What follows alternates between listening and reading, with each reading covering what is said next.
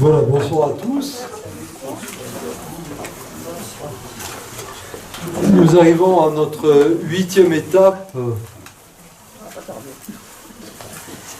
dans cette réflexion sur le chemin biblique comme un chemin de liberté, contrairement à ce que disent certains,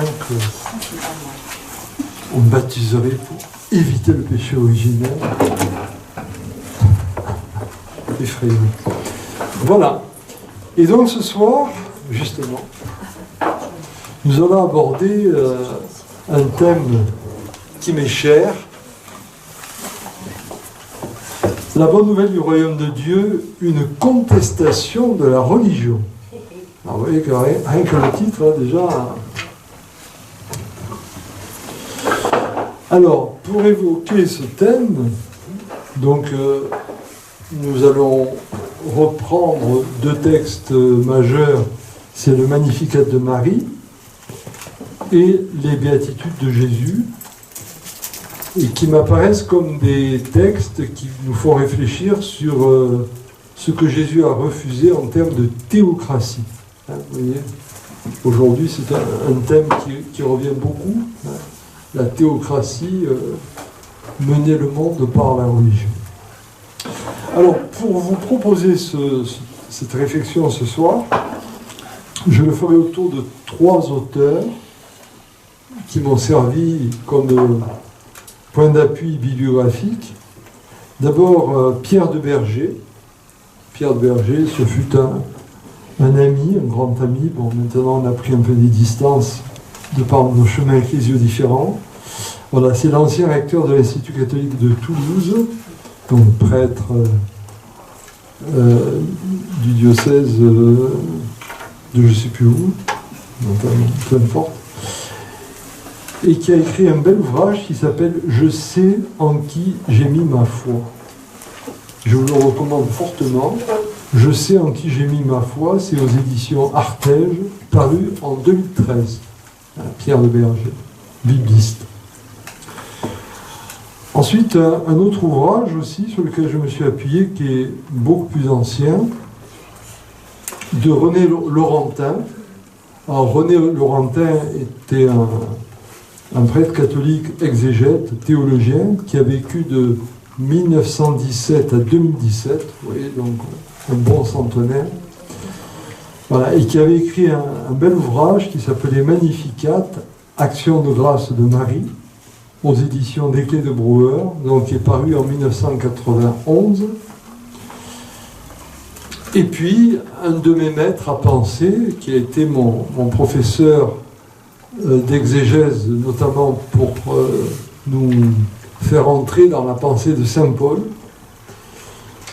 Simon Légas, qui a été vraiment quelqu'un de remarquable, donc que j'ai eu comme professeur dans les années 80, bibliste, professeur donc à la faculté de théologie de Toulouse, qui est décédé en 2009, et qui a écrit un ouvrage, enfin c'est pas un ouvrage, c'est un article qui est tiré de la revue théologique de Louvain, paru en 1974, Jésus devant le Sanhédrin, recherche sur les traditions évangéliques.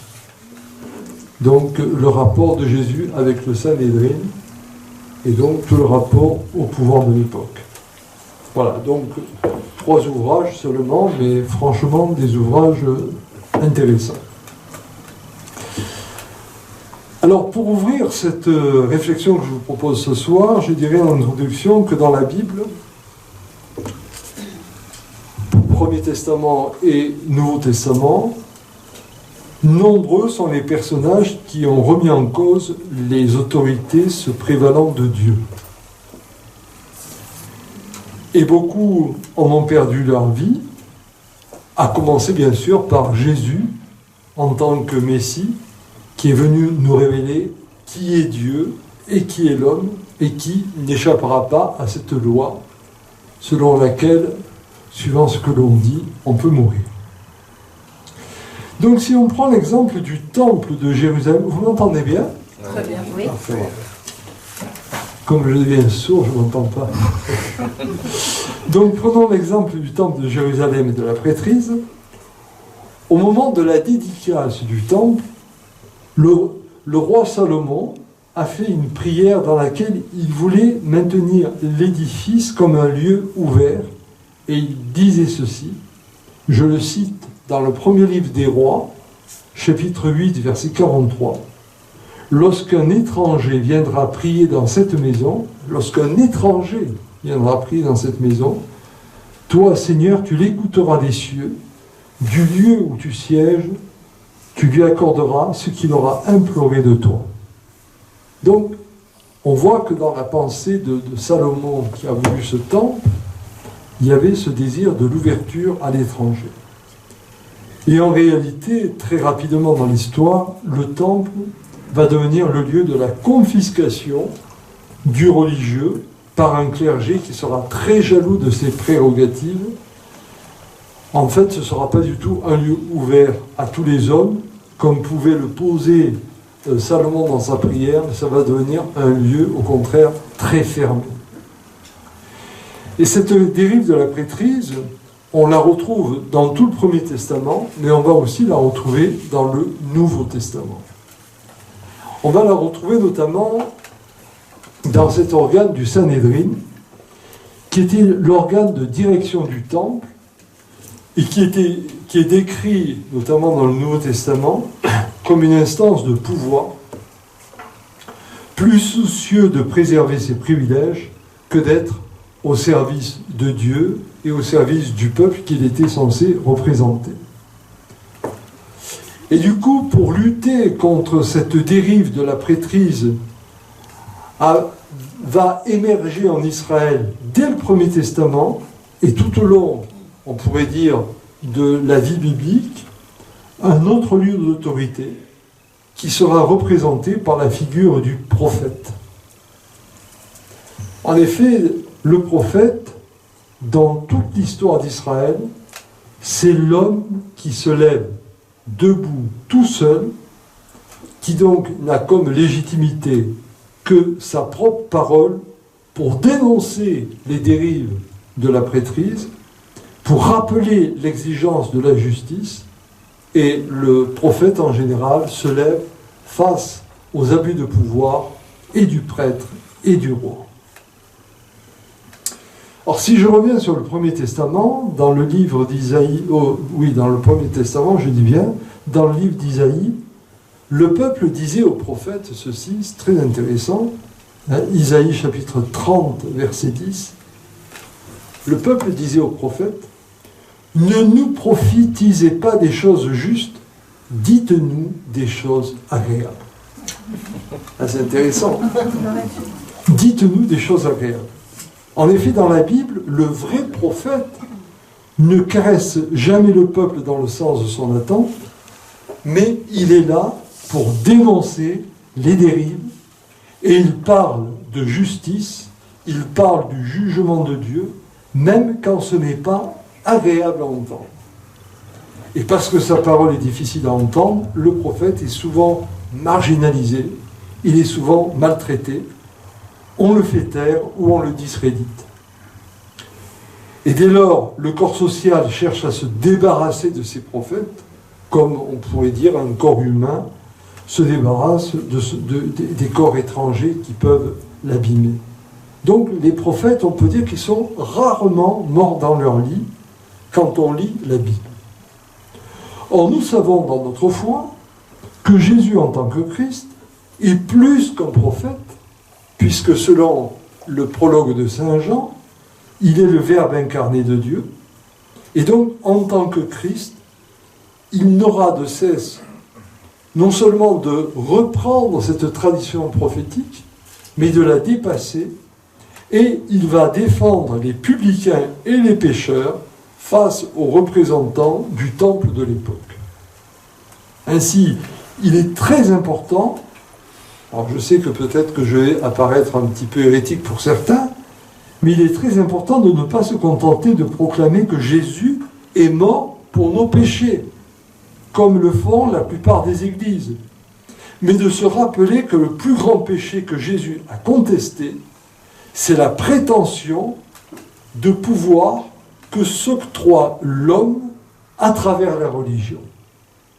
Autrement dit, le ministère public de Jésus a été une contestation de la religion quand la religion devient un système de pouvoir, un système de croyance qui assoit le pouvoir clérical.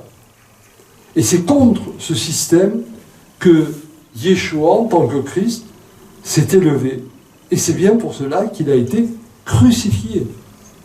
Ainsi, lorsque nous disons qu'il est mort pour nos péchés, ou qu'avec le Christ, eh bien, le Seigneur, Dieu, a porté les péchés du monde, nous ne devons pas oublier que le plus grand péché, c'est la prétention de l'homme, entendons de l'humain, à se prendre pour Dieu et à subtiliser la volonté de Dieu au service de ses propres ambitions. D'accord ? Aussi, pour étayer mon propos ce soir et souligner en quoi le Christ conteste la religion en tant que système coercitif de croyance et de pouvoir, je vous propose de travailler ce soir autour de 3 grands axes de réflexion. Premier axe, le Christ s'oppose aux prétentions du pouvoir du Sanhédrin. Nous allons revenir là-dessus. Le Christ s'oppose aux prétentions du pouvoir du Sanhédrin. Deuxième axe de réflexion, le Magnificat de Marie comme la préfiguration du ministère de contestation de Jésus. Et troisième axe de réflexion, la bonne nouvelle du royaume de Dieu, déclinée par Jésus dans les béatitudes et qui dénonce la visée des théocraties. Oui, ce soir, on s'en régale. Voilà. Alors, en tout cas, moi, je me régale. Alors, donc, premier axe de réflexion, donc, le Christ s'oppose aux prétentions de pouvoir du Sanhédrin.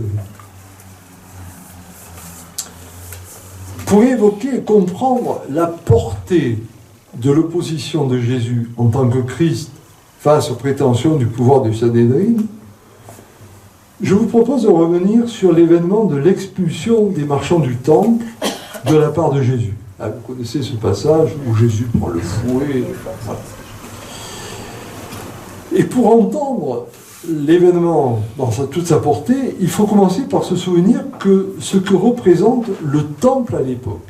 Parce qu'on parle du temple, mais est-ce qu'on se représente vraiment ce qu'était le temple? Alors, je le rappelle pour mémoire, au temps de l'Évangile, le temple vient d'être reconstruit, parce qu'il avait été, le premier temple avait été détruit, et c'est un édifice qui n'a jamais été aussi important. En effet, il mesure 1500 mètres de périphérie. Je ne sais pas si vous réalisez, 1500 mètres de périphérie. Il occupe en fait une quinzaine d'hectares, soit 5 fois la superficie de l'acropole d'Athènes et jusqu'à 9 fois et demi la superficie de la basilique Saint-Pierre de Rome aujourd'hui. Pour vous donner la démesure que ça peut être. Alors ce temple, en fait, était construit avec des blocs de pierre de plusieurs tonnes, riches en marbre aussi, qui le recouvraient, en bois précieux et en or. Et là, vous avez un historien, peut-être le nom va vous parler, Flavius Joseph, Flavius Joseph, qui est un historien qui est né à Jérusalem entre 37 et 38 et qui est mort à Rome en 100.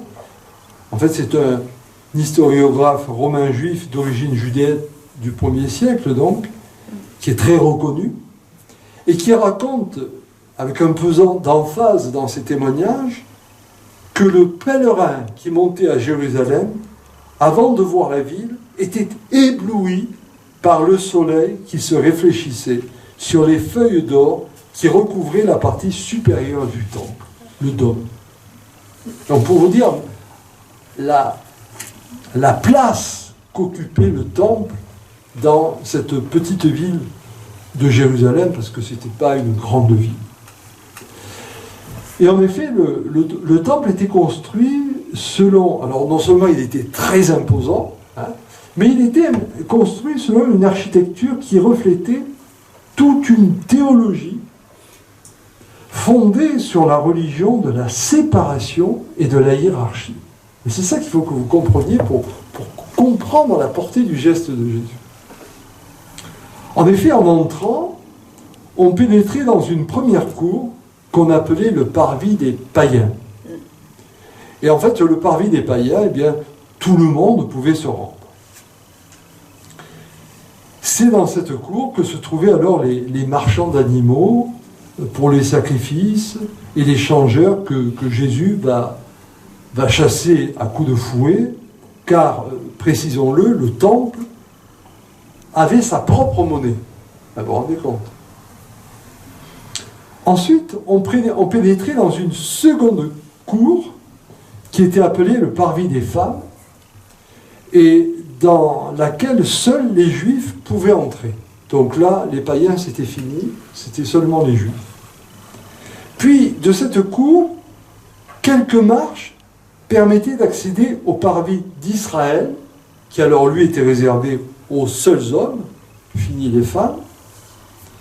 Puis il y avait un escalier qui conduisait au parvis des prêtres, où avaient lieu les fameux sacrifices d'animaux, là, fini les laïcs, et de là, on avait accès alors au lieu saint, et enfin au Saint des Saints, dans lequel seul le grand prêtre pouvait entrer une seule fois par an. Vous voyez un peu la graduation, c'est très intéressant. Hein.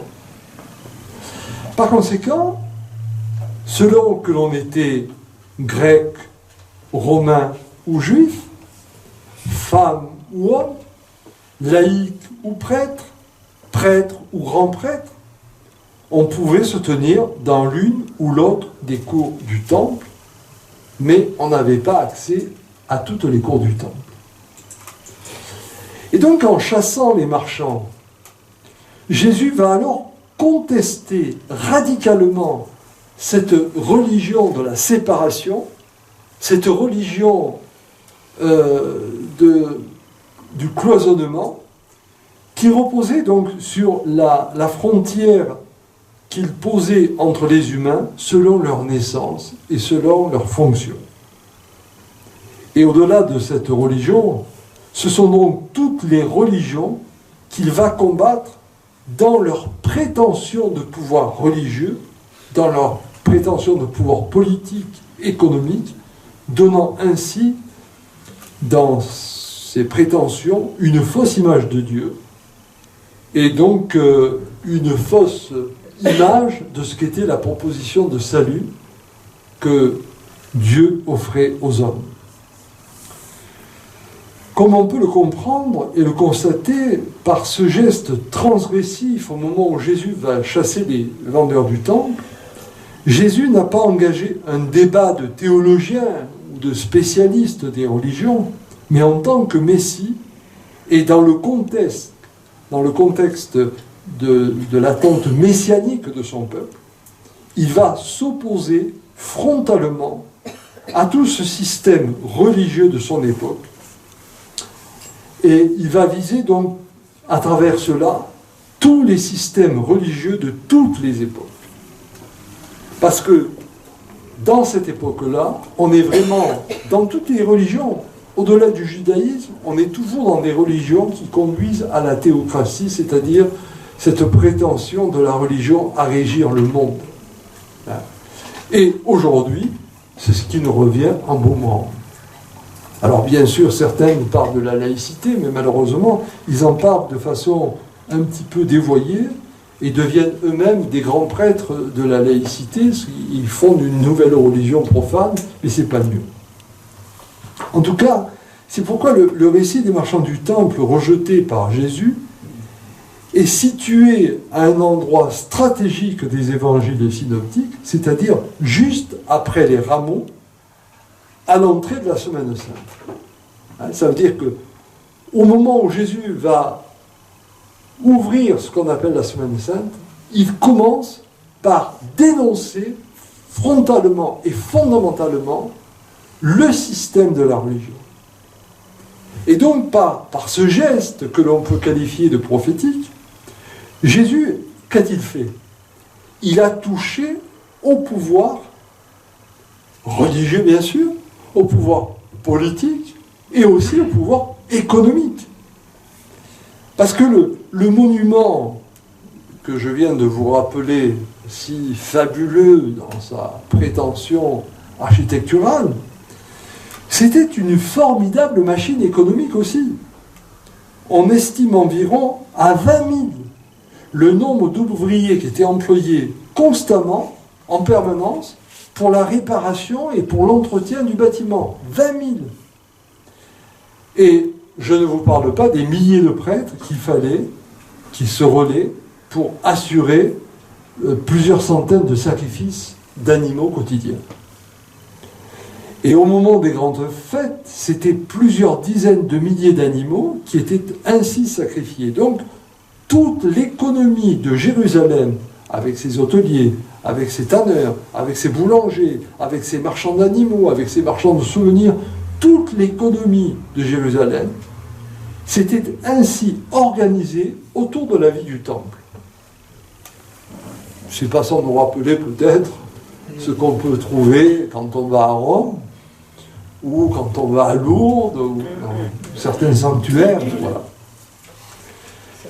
C'est dire qu'en touchant au système religieux et économique, Jésus a remis en question tout un système politique, c'est-à-dire il a remis en cause la théocratie. Et il va mourir sur la croix. Rappelons-nous donc que lors de son procès, la principale accusation qui sera portée contre lui devant le Sanhédrin va concerner sa contestation du temple. Tu as dit qu'en 3 jours, tu démolirais le temple et que tu le relèverais. Hein, rappelez-vous. Voilà. Donc, à partir de cet épisode, donc, on comprend que l'avenir messianique de Jésus est absolument compromis. Parce qu'en attaquant frontalement le symbole du pouvoir religieux, économique, politique d'Israël, qu'est-ce qu'il fait? Il enclenche la réaction d'un système religieux qui ne va pas tarder à le broyer. C'est pourquoi nous devons garder à l'esprit qu'en confessant que Jésus est mort pour nos péchés, nous ne devons pas entendre cette affirmation de foi comme une belle catéchèse éthérée visant un Dieu qui se serait sacrifié pour nous et qui nous dédouanerait de toutes nos fautes en portant pour nous sa croix pour nos péchés. Ce serait un peu trop facile et très injuste. Il l'a dit lui-même. Hein, si vous reprenez l'évangile de Marc au chapitre 8, le verset 34 à 35, « Si quelqu'un veut venir à ma suite, qu'il renonce à lui-même, qu'il prenne sa croix et qu'il me suive. En effet, qui veut sauver sa vie la perdra, mais qui perdra sa vie à cause de moi et de l'Évangile la sauvera. » Autrement dit, la croix qui nous sauve est bien celle du Christ, mais dans le sens où elle nous initie à la croix que nous allons devoir porter nous-mêmes. Ce n'est pas seulement l'événement survenu il y a plus de 2000 ans qui nous sauve, mais dans la dynamique de cet événement, dans la dynamique de la croix du Christ, nous devons assumer chacun d'entre nous, notre propre croix.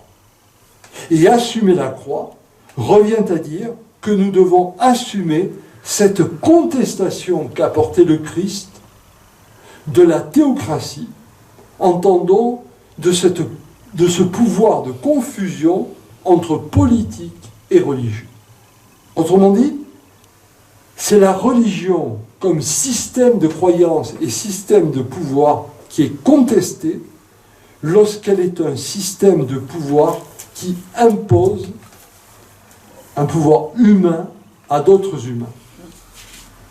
Et donc le Christ, en chassant les marchands du temple, a voulu nous faire entendre que si nous honorons la religion comme un système de pouvoir, nous allons honorer tous les veaux d'or qui organise l'économie, la politique, la religion de par le monde.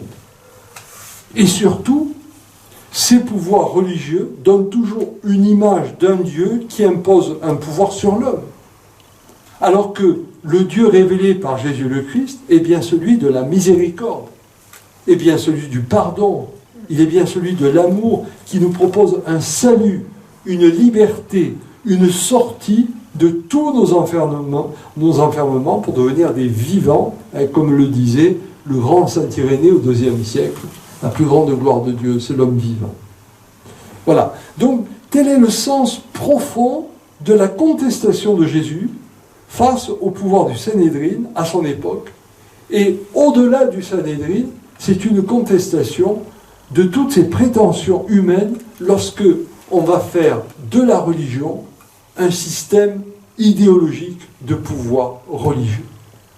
Donc ce n'est pas la religion qui relie l'homme à Dieu qui est rejeté, mais c'est la religion en termes de système de pouvoir qui devient une idéologie religieuse et qui va dire le vrai du faux, le bien du mal, etc.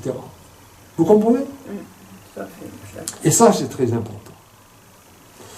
J'en arrive alors à mon deuxième axe de réflexion, le Magnificat de Marie comme la préfiguration du ministère de contestation de Jésus. C'est étonnant de dire cela, parce que dès qu'on dit le Magnificat, on est emporté par une si belle prière.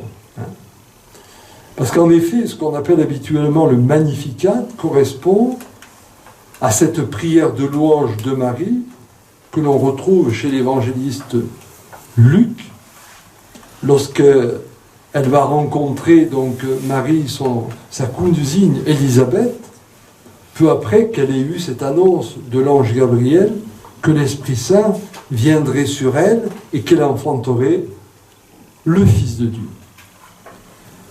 Et Marie, nous le savons, a donc accepté cette grâce en disant cette parole fabuleuse: « Voici la servante du Seigneur, qu'il me soit fait selon ta parole. » C'est le chapitre 1er de Saint Luc, le verset 38 notamment. Donc Marie prononce une superbe prière qui exprime en fait tous les thèmes essentiels de l'Évangile. En effet, dans cette prière, on retrouve le thème de la miséricorde, le thème du salut, le thème du bonheur, le thème de la joie, le thème de l'action de grâce, le renversement des valeurs, l'humilité. Et puis, elle annonce aussi un Dieu grand, mais un Dieu qui, dans sa grandeur, s'abaisse par amour sur sa création. Ce que plus tard Saint Paul appellera la théosis, l'abaissement de Dieu vers l'homme pour le relèvement de l'homme vers Dieu. Donc, la première chose remarquable concernant cette prière, ça nous renvoie à la forme de la prière d'abord. En fait, on peut dire que la prière de Marie est une synthèse de plusieurs citations du Premier Testament.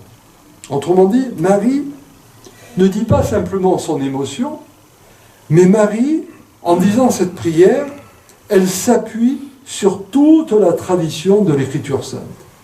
Et c'est très important à entendre pour comprendre que ce qu'elle va ensuite déployer ne sort pas de n'importe où, mais c'est vraiment l'appui scripturaire. Donc ça ne relève pas de sa seule sensibilité, mais ça s'inscrit dans ce qu'on pourrait qualifier de la visée biblique dans ses fondements. De sorte que le Magnificat est fondamentalement révélateur de l'état d'esprit de Marie et de sa théologie, elle qui a su écouter la parole. Et c'est pour cela que le Magnificat me paraît essentiel, parce qu'il n'est pas qu'une simple prière, mais il est une véritable confession de foi, et qui nous ramène à toute la foi biblique. Alors le premier point important se trouve dans ce mot latin qui a donné son nom à cette prière, Magnificat. Magnificat, mon âme magnifie le Seigneur.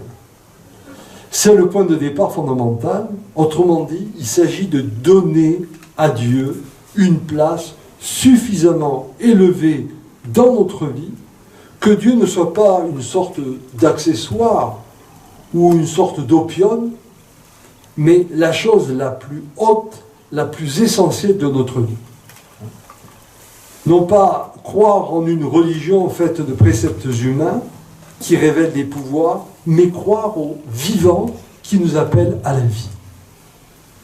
Ainsi, la conception de Dieu portée par Marie n'est pas celle d'un Dieu éthéré, d'un Dieu lointain, que l'on dirait tout-puissant, comme s'il s'agissait d'une sorte de monarque autosuffisant, un juge terrifiant. Je me rappelle quand j'étais petit, les catéchistes nous disaient « Attention, si tu n'es pas sage, Dieu va te punir. » Voilà. Mais en fait, Marie, elle nous parle d'un Dieu qui s'abaisse vers sa création, un Dieu qui s'intéresse à nous, un Dieu qui peut et qui veut nous sauver, qui nous prend en considération et qui nous appelle à l'aider. D'où ces mots de Marie, dans les versets 17-18, « Dieu mon sauveur, qui a porté son regard sur son humble servante. » C'est magnifique. Dieu qui a porté son regard sur son humble servante. Elle se considère comme la servante de Dieu. Alors bien sûr, on peut lire cela comme une sorte de proclamation d'humilité. Mais nous devons surtout l'entendre comme l'affirmation que Dieu peut faire de grandes choses pour l'homme, tant que celui-ci reste dans une forme d'humilité, c'est-à-dire qu'il ne se prend pas pour Dieu. L'humain doit laisser de la place à un tout autre que lui-même. Il doit sortir de son ego s'il veut rencontrer Dieu. Et c'est pour ça que Jésus n'aura de cesse de dire « Ne prenez pas la première place.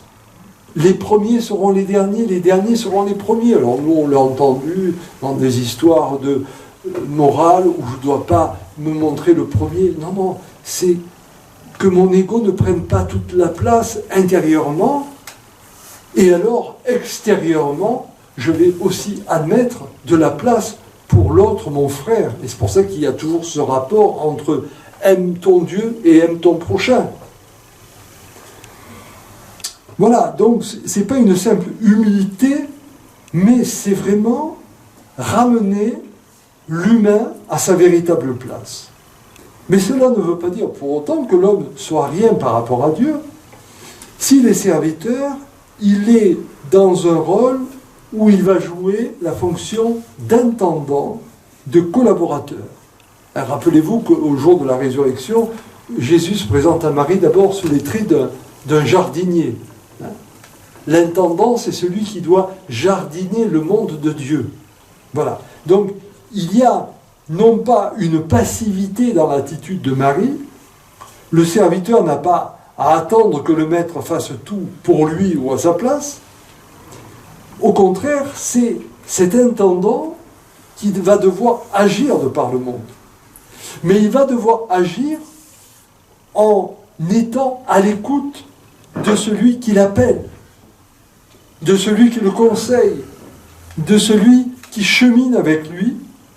Et donc dire que l'homme est serviteur de Dieu, c'est dire que notre vie se doit d'être au service d'un idéal, d'une réalité qui nous dépasse, qui est plus importante que nous, et donc nous devons être à l'écoute d'un autre, être dans cette attitude d'altérité dont je vous parle si souvent, et donc notre vie peut servir ce monde, notre vie peut servir la paix, notre vie peut servir la joie, le partage, la vie, pour un monde meilleur, mais si nous sommes toujours dans une écoute que la Bible traduit souvent par l'obéissance, mais obérer, écouter, soit à l'écoute.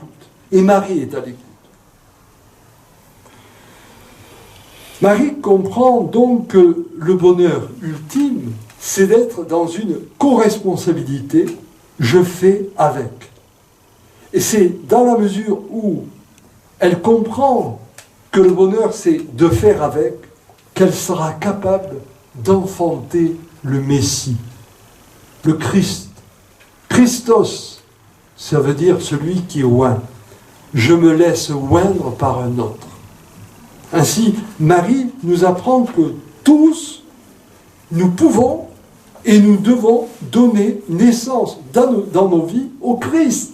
Il ne s'agit pas simplement de croire au Christ de façon extérieure, mais nous avons à faire naître le Christ en nous. Et en cela, Marie est complètement révolutionnaire. Alors, les Juifs attendaient le Messie. Et ils avaient raison. Mais le problème, c'est que si nous attendons le Messie de façon extérieure, nous allons redonner du pouvoir à des systèmes. Or, nous avons à attendre le Messie de l'intérieur. Et c'est pour cela que le Christ dira, chaque fois que vous serez 2 ou 3 réunis en mon nom, je serai au milieu de vous. Et c'est cela l'Ecclésia, l'Église, le rassemblement de ceux qui se laissent naître au Christ intérieurement. Et donc chaque fois que nous enfantons dans nos vies des parcelles de choses de ce type, c'est le Christ que nous enfantons et que nous faisons advenir sur terre. Et c'est cela le seul et vrai bonheur dont il est question. Alors Marie peut affirmer que l'action de Dieu dans le monde fait descendre les puissants de leur trône, qu'il élève les humbles, qu'il rassasie de bien les affamés, qu'il renvoie les riches les mains vides. Un programme absolument révolutionnaire. Ce sont les versets 52-53 du chapitre 1er de Saint Luc.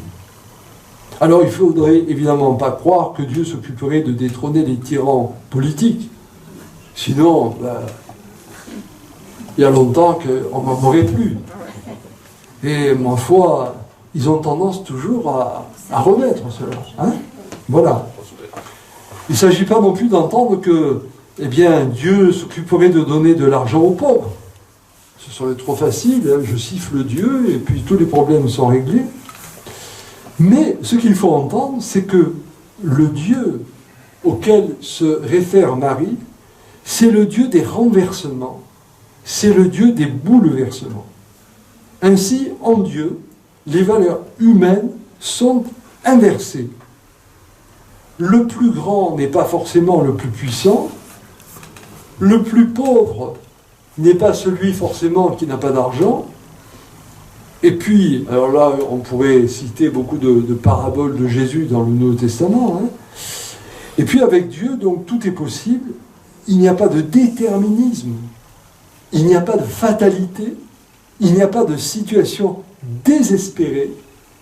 Marie nous apprend que ce Dieu qui détrône les puissants, qui rassasie les affamés, elle nous apprend que ce Dieu peut tout changer. À tout moment, la vie peut se transformer. Et au fond, Marie est déjà en train de nous parler de la résurrection. Et donc, c'est une dénonciation de tous les systèmes religieux quand ils disent « Tu n'as plus de place ici parce que tu contreviens à la loi. » Je ne sais pas si vous voyez la portée de ce que ça peut représenter. Hier, quand on va décréter dans le judaïsme que certains sont trop impurs pour être censés faire partie du peuple royal, et puis aujourd'hui, dans certaines pratiques où l'on dit tu n'as plus ta place dans le peuple de Dieu. Voilà.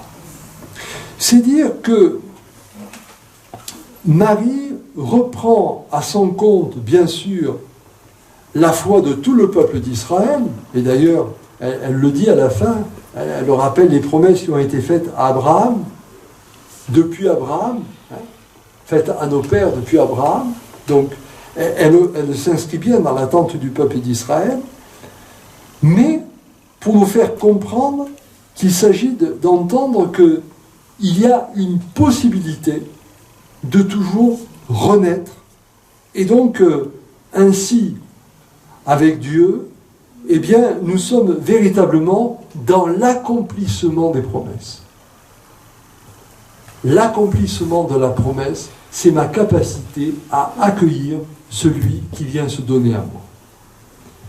Et là, on peut dire que déjà, Marie, alors, nous introduit dans les béatitudes que son Fils énoncera un peu plus tard, lorsqu'il va proclamer « Heureux ceux qui pleurent parce qu'ils seront consolés, heureux ceux qui ont faim et soif de la justice parce qu'ils seront rassasiés, heureux les pauvres en esprit car le royaume des cieux sera à eux, heureux parce que ce ne seront pas que des promesses pour d'autres temps, mais ce seront des promesses pour réaliser le temps d'aujourd'hui. » Et c'est cela, le bouleversement que la foi peut opérer en nous, au-delà de tous les ritualismes, au-delà de tous les pouvoirs religieux.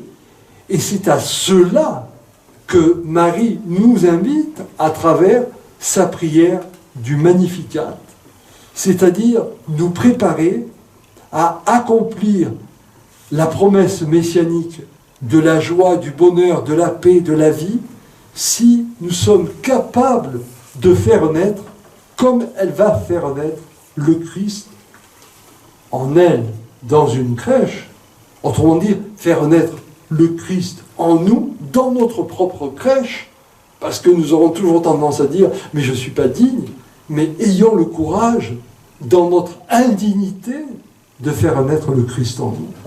Et c'est là que tout peut commencer. Cette prière du Magnificat, donc, nous introduit carrément déjà dans les béatitudes de Jésus. Et vous le savez, l'exégète Chouraki va traduire ces béatitudes, le mot « heureux », il va le traduire par « en marche », pour nous montrer le caractère actif des béatitudes, mais aussi pour souligner à quel point ces béatitudes sont là pour nous ouvrir à la vie, à la vie. Et donc la prière du Magnificat de Marie doit être considérée comme le prélude de ce discours de Jésus dans les béatitudes, comme si Marie avait préparé le sens du ministère public de son Fils, ministère qui va le conduire à dénoncer toutes les prétentions de l'homme quand il veut s'émanciper de Dieu pour parler à la place de Dieu. Et c'est ce que Jésus va énoncer lorsqu'il va nous parler de la bonne nouvelle du royaume de Dieu. Et nous ne devons jamais oublier que nos églises n'ont pas pour visée elles-mêmes, elles n'ont pas pour finalité elles-mêmes, mais nos églises, qu'elles soient catholiques romaines, protestantes, orthodoxes, elles ont pour finalité le royaume. Le royaume. Elles sont là pour nous faire entrer dans le royaume. Elles sont là pour signifier le royaume. Ça va? Ou est-ce que je vous ai déjà endormi? Alors j'en arrive à ma troisième axe de réflexion, la bonne nouvelle justement du royaume de Dieu, que décline Jésus dans les béatitudes, et qui en fait est une dénonciation des théocraties. En effet, dans l'horizon de ce que je viens d'exprimer, les paroles de Jésus dans les béatitudes apparaissent comme majeures. Et on peut dire qu'elles constituent le socle de tout son enseignement. Vous savez que lorsqu'on reprend les évangiles, alors je sais bien que nos amis protestants vont nous dire sola scriptura, que l'écriture, oui, mais l'écriture après, elle est faite quand même d'intentionnalité, donc il y a eu des auteurs, il y a eu des écoles, et donc pour dire ce qui est vraiment la quintessence de la pensée de Jésus, c'est très difficile, parce qu'il y a eu l'apport de telle ou telle communauté, il y a eu l'apport de tel ou tel apôtre, etc., etc. Mais tous les exégètes s'accordent à dire que le discours des béatitudes est vraiment le discours propre au Christ. Qu'il ne s'agit pas là d'une interprétation de telle ou telle communauté, mais que là nous avons le cœur de ce qu'a été le message qu'il apporte. Et c'est pour cela que lorsqu'on parle des béatitudes, on parle de la charte du royaume de Dieu. Alors, cette charte, que l'on appelle les béatitudes du mot latin beatitudo, qui se traduit par bonheur, cette charte des béatitudes, donc, on la retrouve en deux endroits, dans ce qu'on qualifie d'abord du sermon sur la montagne, qui est rapporté par l'évangile de Matthieu au chapitre 5, versets 3 à 12, et dans ce qu'on appelle aussi le discours de Jésus dans la plaine, c'est dans l'évangile de Luc, le chapitre 6, des versets 20 à 23. Alors ici, mon propos n'est pas de décortiquer les béatitudes, parce qu'il y aurait après à montrer la différence qu'il y a entre Matthieu et Luc, etc. Mais vraiment de regarder ces béatitudes comme, dans cette perspective, la contestation du pouvoir religieux. Fondamentalement, le texte des béatitudes de Jésus donne accès à une vie libre, à une vie heureuse, contrairement aux religions, remarquez-le, qui souvent nous enferment à partir de préceptes qui posent des interdits. Tu ne feras pas. Et Jésus le reprendra d'ailleurs. On vous a dit, tu ne tueras pas, moi je vous dis, hein, voilà, c'est toute la différence. Bon. Et c'est ainsi que Jésus nous invite à le rejoindre au milieu de nos errances, au milieu de nos fausses pistes, au milieu de nos ratages, pourrait-on dire. C'est intéressant. En effet, faut-il rappeler que les béatitudes ouvrent à une pratique qui nous invite à travailler à la paix. Ça veut dire que nous ne sommes pas en paix. À travailler à la recherche de la justice, ça veut dire qu'il n'y a pas de justice. À travailler le pardon, ça veut dire que nous sommes en guerre. À travailler à l'esprit de pauvreté, ça veut dire que nous nous pensons tout-puissants. Et tout ceci à la mesure de nos possibilités. C'est très intéressant parce qu'il ne part pas d'une espèce de postulat d'idéal qui ferait que on regarderait le monde en se disant mais c'est inatteignable. Mais il part à partir de ce que nous sommes, de ce qui nous est difficile, de ce que nous ratons, apparemment, pour nous mettre en chemin. Et c'est là que Chouraki va dire « Allez, en marche !» hein. Mais parce que, effectivement, ces béatitudes, c'est un appel à nous mettre en mouvement. Parce que ce qui a été dramatique dans l'histoire d'Israël, c'est la sédentarité. À partir du moment où nous sommes en sédentarité, alors ce n'est pas une simple sédentarité géographique, mais ça veut dire que nous nous figeons. Nous figeons notre rapport à Dieu. Nous figeons notre rapport à l'homme. Nous figeons notre rapport à la vie. Nous figeons le monde. Or, si nous croyons en Dieu, nous ne pouvons pas figer. Et ce qui est beau dans le mystère trinitaire, c'est que ce Dieu qui se présente à nous, ce n'est pas le Père, ce n'est pas le Fils, ce n'est pas l'Esprit, mais c'est le Père, le Fils et l'Esprit. Autrement dit, c'est un mouvement, ce qu'on appelle une périchorétique, une union périchorétique, c'est-à-dire un mouvement. Et un mouvement, cela veut dire une marche. Se mettre en mouvement. On peut donc dire que les béatitudes répondent à beaucoup d'impasses qui taraudent notre monde d'aujourd'hui, comme ces impasses ont taraudé le monde d'hier et tarauderont le monde de demain. Et donc, ces béatitudes ne sont pas simplement des poteaux indicateurs disant voilà vers quoi il faut aller, elles sont profondément une voie d'entrée pour construire une relation particulière avec le Christ, avec Dieu, et donc avec le royaume de Dieu. Et par ces béatitudes, nous comprenons mieux que qui est Dieu en nous mettant à l'écoute de ses paroles, et cela modifie donc notre relation avec Dieu, et qui dit relation transformée, dit vie transformée. En fait, nous nous approchons de ce qu'est la réalité du royaume de Dieu en déployant en nous l'esprit des béatitudes. Or, ces béatitudes, c'est très intéressant, elles sont écrites au pluriel. Heureux les pauvres en esprit, heureux les artisans de paix. Ce n'est pas l'artisan de paix, ce n'est pas l'artisan de la justice, mais ce sont les artisans de paix, les artisans de justice, etc. Et donc, ce pluriel souligne que Jésus ne propose pas une spiritualité pour nos individualités, il nous parle, pourrait-on dire, d'une sorte de contre-culture. Autrement dit, ce ne sont pas seulement des choix ponctuels dont il est question, ce ne sont pas des choix individuels qui sont proposés, c'est une autre manière de voir le monde et c'est une autre manière de vivre dans le monde.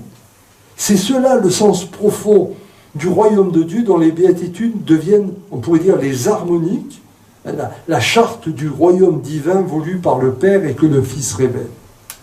Le pluriel nous dit donc une contre-culture.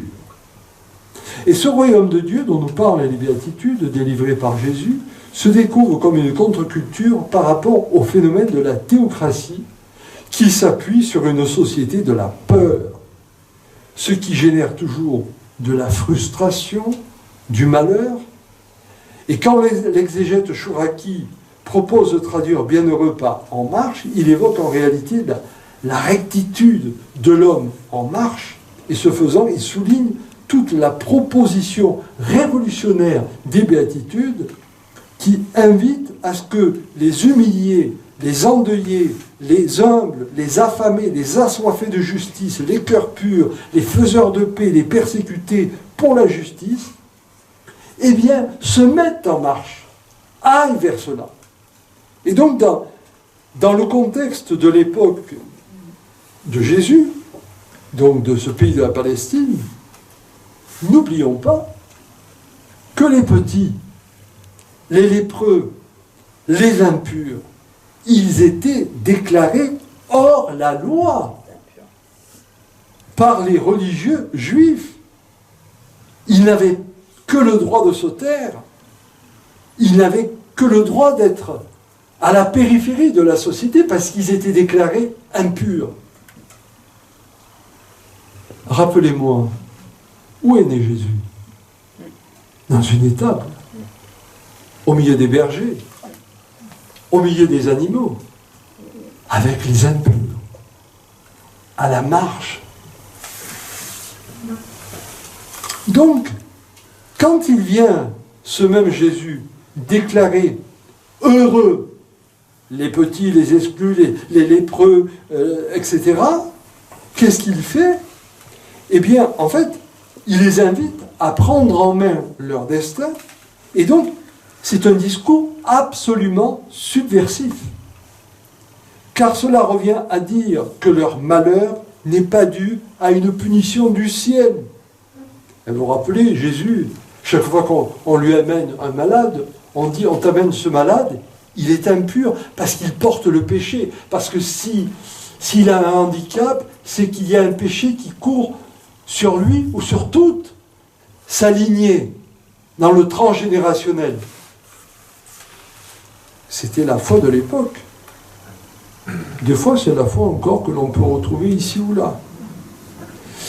Et donc, tout ce qui pouvait hypothéquer l'homme sur le plan de la santé, sur le plan de sa situation sociale, eh bien, en disant « heureux, heureux, mettons en marche », cela équivaut à dire qu'il n'y a pas de fatalisme, qu'il n'y a pas de soumission, mais qu'il y a à vivre de la transformation.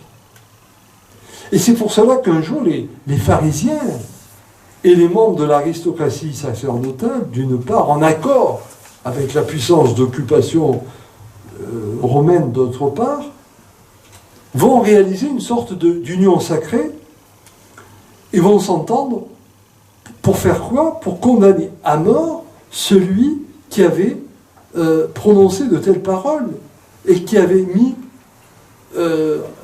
ses actes en conformité avec ses paroles. Parce qu'il allait vers les exclus, il allait vers les impurs, il allait vers ceux qui étaient marginaux. Il ébranlait tous les systèmes de pouvoir et montrait par là même qu'il dénonçait le fonctionnement de la théocratie. Car la théocratie, mes amis, c'est ça que vous devez comprendre, consiste à régir la société au nom de Dieu. Dès lors, toutes les injustices, toutes les disparités, à partir du moment où elles existent dans une société qui est régie par Dieu, elles n'apparaissent plus comme injustes, mais elles apparaissent comme des punitions qui émanent d'un Dieu qui soumet l'ordre humain à une vision du bien et du mal. Et donc, si tu n'es pauvre, c'est que tu as mal fait et tu dois vivre et assumer ta pauvreté. Si tu n'es handicapé, c'est que tu as mal fait et tu dois assumer ton péché. Regardez aussi ce qui se passe dans d'autres religions. Regardez par exemple chez nos frères indiens avec ce qu'on appelle les intouchables et qui ne peuvent pas accéder à certaines fonctions. Ils doivent attendre de se réincarner pour envisager de pouvoir accéder à d'autres réalités. Voilà. Et là, on voit bien ce que fabriquent les systèmes de théocratie. Or, c'est très intéressant de se rappeler quoi? De se rappeler que le premier livre du Premier Testament, le livre de la Genèse, nous disait ces paroles prononcées par Dieu à l'Adam, l'Adama, le terreux, celui qui est tiré de la terre. Tu ne mangeras pas de l'arbre de la connaissance du bien et du mal, sinon tu mourras. C'est Genèse, chapitre 2, verset 17. Alors, contrairement à ce qui a été si souvent mal interprété, le texte ne nous parle pas ici de la mort qui surviendrait quand l'homme veut connaître, ce qui conduit certains à dire que la foi religieuse aboutit toujours à l'obscurantisme par le refus de la connaissance, pas du tout. De façon fondamentale, le texte biblique nous dit que lorsque l'humain reste englué dans son état de terreux, la dimension tellement horizontale, j'arrive plus à être dans une altérité. Il se construit un Dieu à la mesure de son état de terreux et il bâtit le monde selon un ordre du bien et du mal.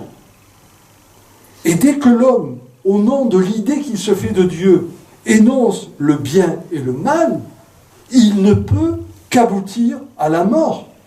Car quiconque ne pense pas selon ce qui est édicté dans la société qui, soi-disant, serait régie par Dieu, alors il fait le mal. Il est outrageant envers Dieu, il commet le mal, et il faut le tuer, puisqu'il contrevient à Dieu.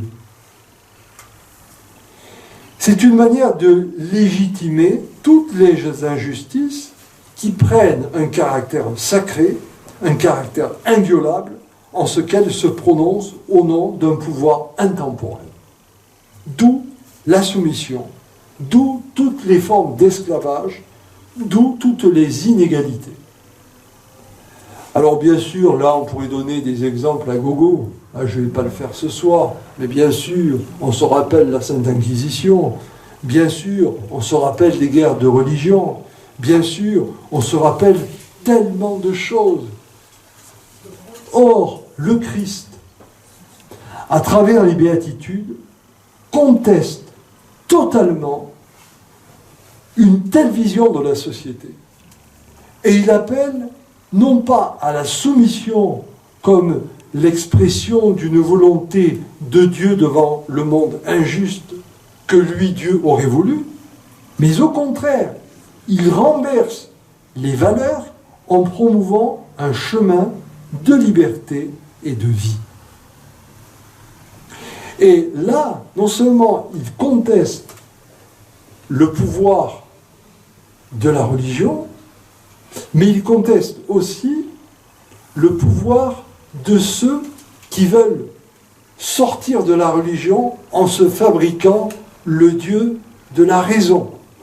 Et là, on pourrait viser aussi tout ce qui relève de la gnose, à l'époque de Jésus. Et cette gnose qui disait que là, il ne disait pas que le monde était régi par Dieu, il disait que le monde était mauvais. Le monde était mauvais parce qu'il était régi par un démiurge. Et donc il fallait s'en extraire, s'en défaire. Mais en fait, on en revient au même. Parce que si on doit s'extraire de ce monde qui est régi par un Dieu mauvais, par un démiurge, ça veut dire qu'on doit se mettre hors du monde. Et donc, on va accepter toutes les dérives du monde qui apparaît comme enfermé dans une fatalité. Or, ce que Jésus nous propose, c'est de transformer le monde. Et il nous parle bien du monde, puisqu'il parle dans les béatitudes au pluriel. Il nous parle de notre corps collectif. Et il dénonce aussi non seulement le pouvoir religieux, mais le pouvoir politique. C'est pour cela qu'il dénonce tout ce qui est de l'ordre de la confusion entre le politique et le religieux, ce qu'on appelle la théocratie. Et ça va trouver son point d'aboutissement alors dans ce qu'il dira dans l'évangile de Luc, au chapitre 20, verset 25, « Rendez à César ce qui est à César, et à Dieu ce qui est à Dieu. » Autrement dit, le monde de César, c'est bien le monde de la terre, et le monde de Dieu, et le monde du ciel. Eh bien, la terre doit apprendre à se régir par elle-même dans une autonomie, dans une sphère d'autonomie. La terre ne peut donc se prévaloir du ciel pour légitimer son organisation. Elle doit chercher à s'améliorer et ne pas chercher à l'extérieur une explication à ce qui ne va pas dans son organisation. Elle doit s'assumer dans sa sphère d'autonomie. Et quant au ciel, dans cette dimension de la transcendance, il est là pour interroger l'humanité dans ses pratiques, pour l'élever toujours plus vers l'indicible de l'amour. Et là, on retrouve alors tout le grand mouvement prophétique. Ça va ? Alors, en conclusion, vous l'aurez compris, dire que Jésus conteste la religion, ça ne veut pas dire qu'il ne veut pas de la religion comme lieu qui nous relie au sacré, mais il conteste la religion dans le sens où il s'oppose à l'instrumentalisation que nous pouvons nous faire de l'image de Dieu. C'est le refus de l'instrumentalisation de l'image que nous pouvons nous faire de Dieu. Et là, alors, eh bien, on peut dire que nous avons à entendre la tradition de nos frères juifs qui ne prononcent pas le nom de Dieu. Et c'est le fameux tétragramme Yod He Vav He, qu'on peut traduire par le Seigneur, eux qui traduisent par Adonai Elohim. Autrement dit, il est au-delà. Donc, dès que nous disons Dieu, nous le trahissons, nous le réduisons, parce que le mot enferme. De la même manière que cela rejoint aussi nos frères musulmans qui refusent les images de Dieu. Et ils ont raison, parce que l'image aussi réduit la portée du divin. Et même si la chapelle Sixtine est merveilleuse, et ô combien j'adore ce lieu, et quand j'y suis allé, j'ai eu la chance de la revoir après que le plafond ait été restauré, donc c'est magnifique à voir. Mais enfin, ce créateur qui tend le doigt vers l'homme, ce créateur barbu, eh bien, il a donné une représentation telle que dans l'inconscient collectif, au moins en Occident, nous portons une image de Dieu qui correspond à une espèce de barbu dans le ciel. Et on a du mal à s'en défaire. Et ma grand-mère corse, elle me parlait de ce Dieu-là. Mais tu as bien fait. Voilà. Donc, nous voyons que, en fait, le Christ s'oppose à cette instrumentalisation que nous faisons du nom de Dieu ou de l'image de Dieu. Et donc la contestation de la religion pour Jésus n'équivaut donc pas à refuser la religion comme communauté reliée à la source divine, mais pour lui, c'est le refus de tous les systèmes de pouvoir qui s'emparent de l'évocation divine pour imposer un ordre humain.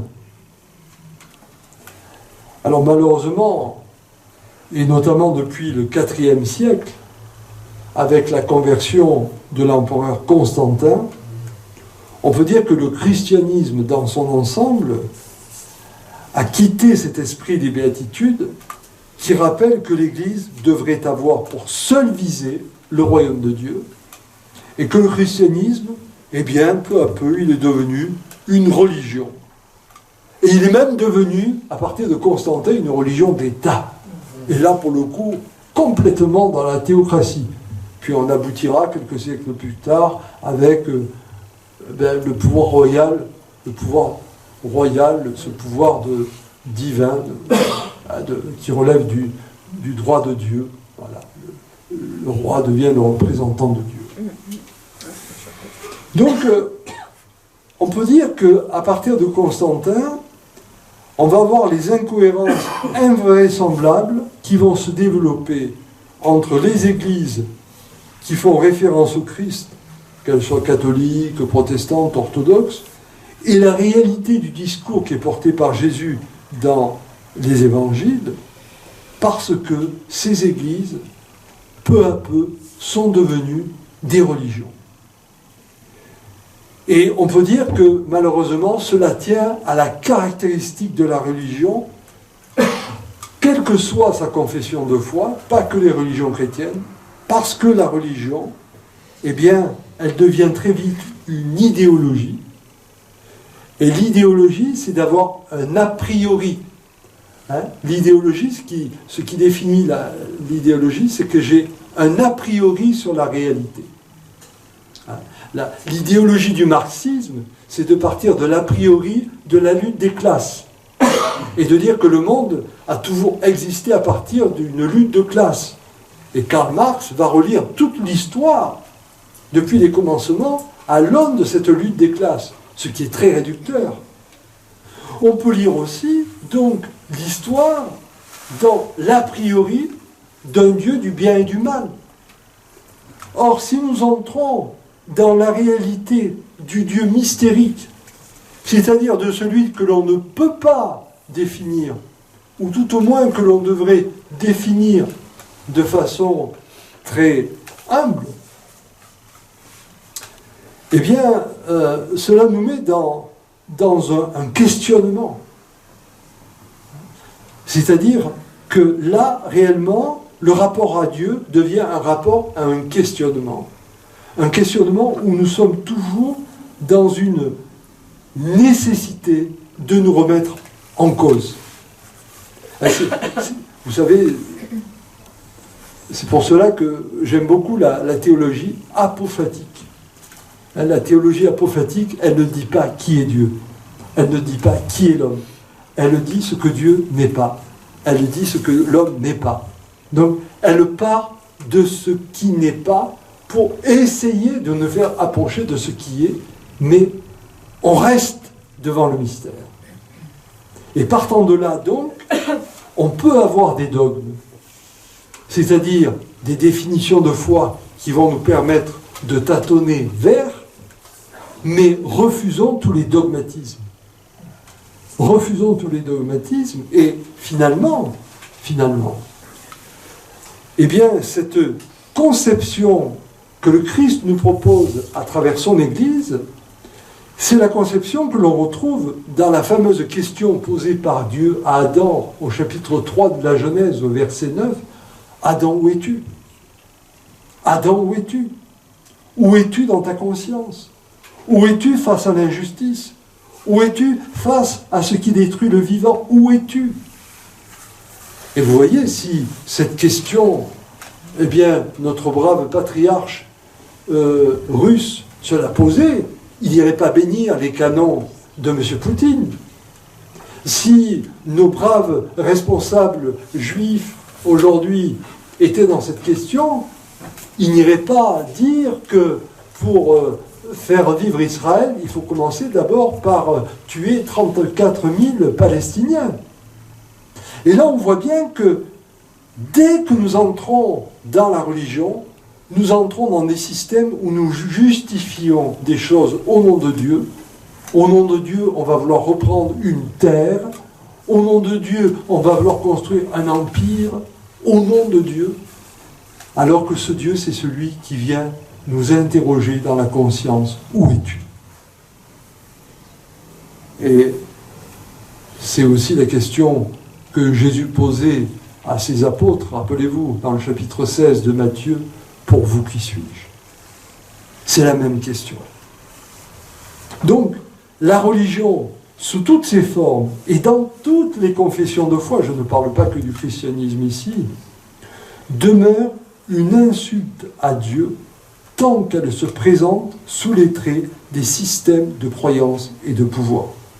Et c'est là tout le sens, non seulement de l'enseignement du Christ, mais c'est surtout le sens de sa mort sur la terre. Donc, il ne meurt pas comme ça pour nos péchés. À manger du caramel, le Seigneur, il est mort il y a 2000 ans, il a porté la croix, t'es sauvé, t'inquiète pas, je plaisante. Non, c'est plus fondamental, c'est pas cette croix, le fait de nous placer toujours devant un symbole mortifère, mais c'est de nous faire mourir à nos fausses idées, ces idées que nous nous faisons de la divinité et de ce que serait le monde au nom de cette divinité. C'est pour cela qu'il est mort.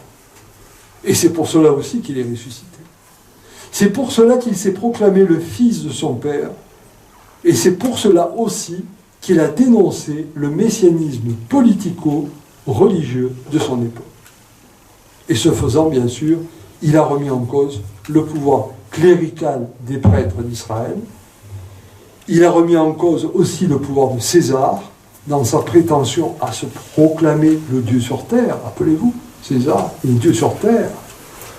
Et donc la croix est devenue, et c'est ça que je vais vous dire très fort ce soir, la croix est devenue le symbole de la contre-culture que déploient les béatitudes. Nous sommes, avec le royaume de Dieu, dans une contre-culture du monde actuel et du monde toujours. Et donc,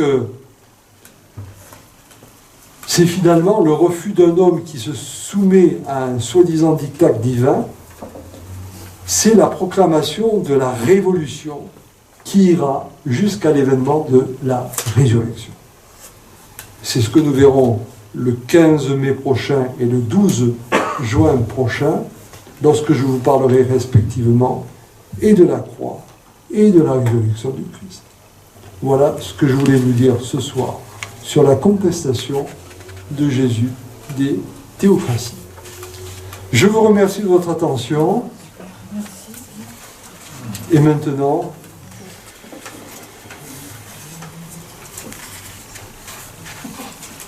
à vous.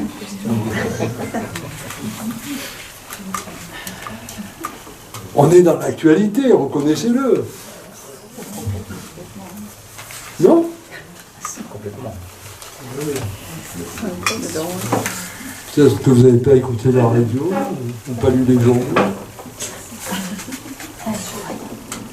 Patrick. Tu as dit quelque chose tout à l'heure qui m'a interpellé. Tu as parlé d'immobilisme, de sédimentation en parlant des Juifs.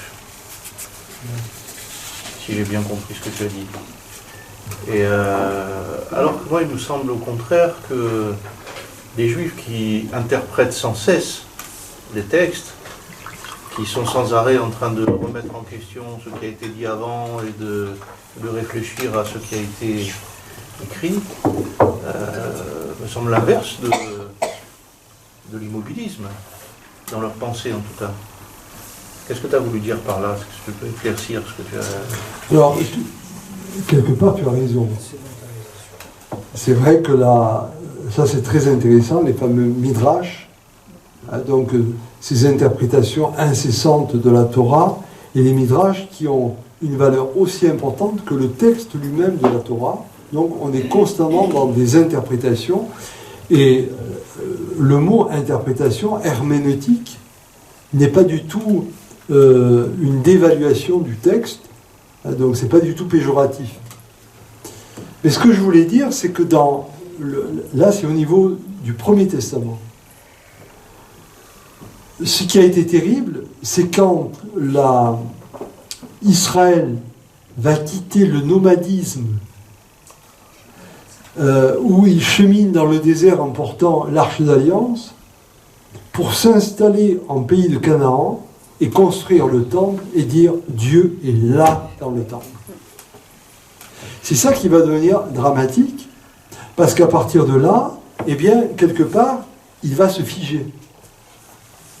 Et c'est pour cela aussi que certains pères de l'Église ont relu la destruction du temple en 70 presque comme un acte divin. Alors moi je n'irai pas jusqu'à dire ça parce que ça voudrait dire que sinon Dieu a voulu la destruction mais aussi la mort de tous ces pauvres gens à l'époque. Mais quelque part, ce qu'il voulait dire, c'est que il y avait quelque chose de salutaire pour Israël, que le temple soit détruit et que Israël soit dispersé.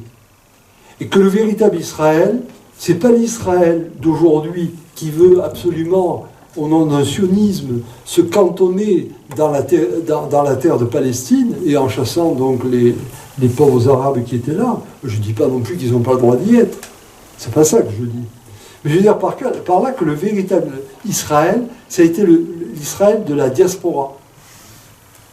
Et ce qui faisait son socle, c'était pas le temple, mais c'était la parole.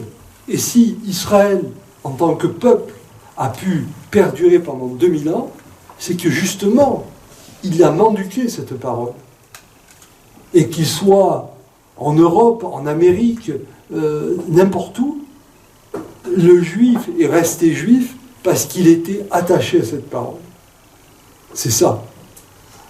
Et donc, tu as raison, la tradition rabbinique qui consiste à interpréter constamment la parole de Dieu, ça c'est fondamental, c'est merveilleux, et ça évite le dogmatisme. Il n'y a pas de fixisme. Mais ce qui a été le fixisme, eh bien, c'est le fait de croire qu'il faudrait reconstruire le temple, c'est de croire que Israël était dans sa vérité lorsqu'il avait le temple, c'est de croire qu'il faudrait revenir au mur de lamentation parce que ce serait là que Dieu serait particulièrement. Comme nous-mêmes, chrétiens, nous ne devons pas enfermer le Christ dans une définition, ni croire que le Christ serait simplement dans un tabernacle enfermé. Et là, nos frères protestants nous interrogent beaucoup, nous les catholiques romains ou orthodoxes, dans notre façon d'interpréter la présence réelle. Parce qu'en réalité, la présence réelle, elle est en chacune et en chacun de nous aussi. Voilà. Donc, cette évocation du fixisme et du nomadisme, c'est un peu tout ça qui est derrière, tu vois. Voilà. Et à partir du moment où en plus on veut enfermer Dieu en un lieu, alors tu es sûr que là on aboutit à une théocratie. Et si je reprends maintenant Israël contemporain, ceux qui ont fondé le pays d'Israël, tu le remarqueras, c'était tous des juifs, sans dire athées, mais en tout cas qui étaient assez éloignés de la religion, mais petit à petit, ce sont les religieux qui récupèrent et qui veulent à nouveau, dans un système de théocratie, fonder le lieu géographique. Alors que la terre promise, c'est bien autre chose. Voilà. Mais bon, après, on ne va pas rentrer dans une polémique politique sur Israël, parce que j'aime beaucoup mes frères juifs, attention. Qu'on ne me fasse pas dire ce que je ne dis pas. Mais vous voyez, on est tous là, ça nous touche parce qu'on est tous questionnés. On est tous quelque part de la religion et en même temps on doit tous se défaire de la religion pour devenir église. Et c'est vraiment cette tension qui est difficile à vivre. Est-ce que vous avez... Je vous sens écrasé tous. J'aurais une deuxième question. Vas-y. J'ai une question sur où vous voyez-vous la Si frontière, tu peux parler plus fort, parce que... où voyez-vous la frontière entre le dogme qui est évoqué ou qui nous permet de tâtonner vers la vérité et le dogmatisme qui va nous enfermer Alors là, je cite toujours cette réflexion de Karl Rahner, un grand théologien catholique. Il a dit ceci, et je la cite toujours, cette réflexion, parce que je la trouve très éclairante. Il dit le dogme, c'est le réverbère qui éclaire le chemin. Autrement dit, ce qui est primordial, c'est pas le dogme, c'est le chemin. Et en plus, qui dit chemin, dit cheminement, donc mouvement. Hein? Donc on ne peut pas s'enfermer, on ne peut pas se fixer, se figer, il faut qu'on chemine. Et c'est d'ailleurs pour ça que le Christ dira « Je suis le chemin, la vérité et la vie ». Il est vérité et vie parce qu'il est chemin. Alors, le dogme est un réverbère qui éclaire le chemin. Ça veut dire qu'à un moment donné, on a besoin, dans notre méditation, dans notre réflexion, etc., on a besoin de se donner des points de repère. Et donc, les églises se sont donné des points de repère, mais elles ne l'ont pas fait n'importe comment, elles l'ont fait à travers la prière, et donc elles l'ont fait à travers ce qu'on appelle l'épiclèse, c'est-à-dire l'appel de l'esprit. Hein. Autrement dit, on se met à l'écoute du souffle divin pour essayer de comprendre la portée de ce que nous avons à vivre. Voilà. Donc, on va avoir des dogmes, on va dire, des points d'appui. Mais le dogmatisme, c'est de dire, on ne sort pas de ces points d'appui-là. C'est de dire que le dogme devient un verrou. Et partant de là, on risque alors de complètement s'enfermer dans des lois qui, au lieu de mettre en liberté, sont des lois qui nous mettent en aliénation. C'est ça le dogmatisme. L'exemple le plus typique que j'ai toujours contesté, même quand j'étais encore dans l'Église catholique, pour moi, c'était par exemple le fait d'excommunier les divorcés remariés.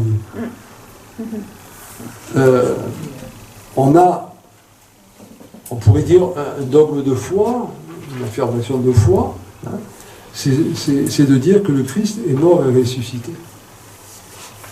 Si je dis qu'une personne, parce qu'elle est divorcée remariée, est excommuniée, c'est-à-dire qu'elle est hors de la communion de l'Église, ça veut dire qu'elle est morte. Mais qu'elle n'est pas ressuscitée. Qu'elle n'a pas part à la résurrection, au sens qu'elle puisse rebondir. Elle n'est pas dans les béatitudes, elle n'est pas dans ce travail de recommencement. Et donc, là, tout à coup, on fait d'un point de foi qui est une bonne nouvelle, on en fait un point d'enfermement. Et le dogmatisme, c'est donc, à un moment donné, je vais prendre un élément de foi, mais je vais le détourner pour séparer. Et là, on retrouve l'histoire du temple que je vous ai présenté tout à l'heure. Je vais dire, là c'est le parvis des gentils, là c'est le parvis des femmes, là c'est le parvis des juifs, là c'est le parvis réservé aux prêtres, et là c'est le grand prêtre. On demande, autrement dit, hop, ça y est, d'un élément, là deux fois, je les détourne et j'en fais un élément de séparation. Or, les béatitudes que le Christ nous propose, c'est justement pas la séparation, mais c'est la mise en mouvement. Et donc, ce qui, pour moi, est le point de différenciation entre le dogme et le dogmatisme, c'est qu'on a besoin de points d'appui pour nous éclairer dans la foi, mais il faut que nous acceptions que ces points d'appui soient toujours des points qui nous mettent en recherche, en questionnement. C'est pour ça que je cite aussi souvent cette réflexion de Franz Rosenzweig qui disait « Le doute n'est pas juif, ce qui est juif, c'est la question ». En tant que juif, je ne peux pas douter, mais parce que je ne doute pas, je me questionne constamment. C'est génial.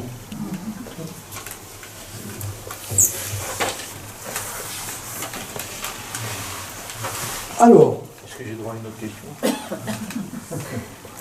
Patrick, tu veux le dire? Ouais. Il y a quelque chose qui m'a toujours interrogé, c'est un passage des frères Karamazov que tu as certainement lu, où le grand inquisiteur questionne Jésus qui a réapparu au XVIe ou XVIIe siècle, qui aurait réapparu, voilà, et qui le questionne dans sa cellule parce qu'il l'a fait capturer évidemment, enfin qu'il ne le questionne pas, qu'il l'informe en fait de ce qu'il pense, en pensant que les hommes sont trop loin d'avoir la conscience nécessaire pour suivre le message christique, et que s'il le laissait en liberté, le monde sombrerait dans un chaos total, et qu'il ne peut pas le permettre, et que donc il allait au matin l'exécuter une seconde fois. Qu'est-ce que tu penses de ça? Moi je trouve ce passage lumineux. Carrément. Lumineux dans le sens où, justement, nos systèmes de croyance sont toujours des systèmes où on va essayer de justifier l'inexplicable. Alors que la croix du Christ, c'est pas de justifier l'inexplicable, mais c'est d'entrer dans l'inexplicable pour vivre un autre monde possible. Donc il y a quelque chose de fou dans le message du Christ. Pour ça d'ailleurs que j'aime bien le mot utopie. Ce qui n'a pas lieu, mais qui peut avoir lieu. Et donc, là, on est dans la terre promise. C'est-à-dire, je ne peux pas me l'approprier, parce que dès que je vais me l'approprier, je vais mourir. Mais je vais devoir toujours la chercher. Et la cherchant, je me mets dans un mouvement tel que ça devient un mouvement d'expansion. Or, c'est intéressant, parce que du point de vue de la cellule, dans l'infiniment petit comme dans l'infiniment grand, tout est en expansion. Donc, ce passage que tu cites, il vient nous dire que nous avons toujours tendance à vouloir ramener le monde à la mesure de notre finitude. Et donc de l'enfermer dans des catégories. Et le Christ est celui justement qui nous décatégorise d'une certaine façon. Aujourd'hui, on dirait qu'il nous déconstruit, pour être dans un langage moderne. Voilà. Donc, c'est vrai que ce n'est pas le langage dans l'air du temps, hein, parce que le langage dans l'air du temps, c'est au contraire sécurité, sécurité, frontières partout, etc. Bon, très bien. On peut le comprendre. Mais on sait qu'à terme, ça nous mène à la mort. Ça nous mène à la mort. Voilà. Donc le Christ, lui, nous propose de mourir à cette mort pour vivre autrement. On n'a pas envie de mourir à la mort, parce que ça veut dire qu'on doit mourir à nos certitudes, à nos sécurités. Et le propre de la religion, c'est qu'elle est là pour nous sécuriser, pour donner l'image d'un ordre établi. Eh bien, normalement, l'Église ne devrait pas être cela. C'est une demande qui est en fait bilatérale, parce que à la fois le prêtre, entre guillemets, hein, le pouvoir clérical va s'exercer vis-à-vis des gens qui le subissent, mais les gens qui le subissent le réclament. Le réclament, absolument. Voilà, donc c'est mais absolument. difficile de sortir de ce cercle-là. Hein, pour choisir la parole du Christ, faut avoir une sacrée conscience. Hein. Ah oui, mais tout à fait. Ben, Martine, qui est là, elle pourra en témoigner. À l'époque, quand j'étais curé de Bandol, mon prédécesseur avait une idée folle, il voulait, après ça s'est fait, d'ailleurs il voulait construire des bâtiments alors qu'il y avait de quoi. Moi j'avais dit au conseil pastoral, bon, il faut que vous preniez une décision, est-ce qu'on va faire cette construction? Et les gens me répondaient, mais c'est vous le curé, c'est vous qui décidez. J'ai dit non, moi je suis là pour quelques années, mais après je vais partir. Et c'est vous qui allez le supporter, le coût. Donc c'est à vous de décider. Mais il a fallu 3 réunions. Et il a fallu quelqu'un de très intelligent à l'époque, qui s'appelait René Tisani, pour arriver à faire cheminer les gens. Mais ils étaient dans l'idée, de toute façon, le curé, c'est le chef. Et c'est bien comme ça. Dire que le prêtre préside, hein, le prêtre préside à la communauté, mais il n'est pas le chef. Oh, mais c'est pas leur faute. C'est ce qu'on a mis dans la tête des gens depuis des siècles. Et qu'on continue. Et, entre parenthèses, c'est pas pour faire l'apologie de l'orthodoxie, parce qu'après il y a bien d'autres choses qui vont pas dans l'orthodoxie aussi. Mais un des aspects qui me plaît dans la liturgie orthodoxe, c'est le fait que le prêtre, il est ni dans le Saint des Saints, ni dans le Saint. Il tourne. Et donc, il fait comprendre qu'en fait, c'est pas ici, c'est pas là-bas, mais c'est ensemble. Je dis pas en même temps, sinon on pourrait croire que je fais de la politique.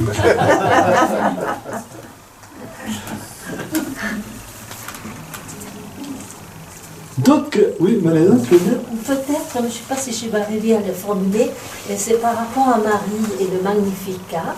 Oui. Et donc, l'Esprit Saint qui vient sur elle et met au monde de Jésus-Christ.